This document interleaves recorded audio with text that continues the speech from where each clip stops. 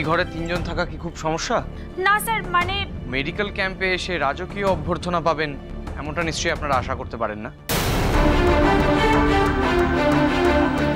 আর এখানে এসে রাত বিরেতে বেরিয়ে যাওয়া বা শিডিউলের বাইরে কোনো রকমের কোনো কাজকর্ম করা আমি কিন্তু বরদাস্ত করব না।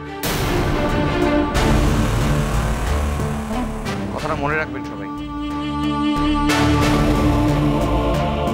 আর কেউ যদি আমার কথা না শুনে কোনো বিপদে পড়ে তার দায় কিন্তু নার্সিংহোম কর্তৃপক্ষ নেবে না।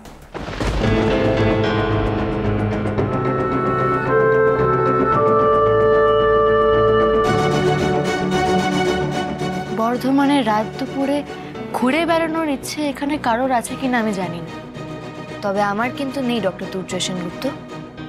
আপনি একদম নিশ্চিন্তে থাকুন।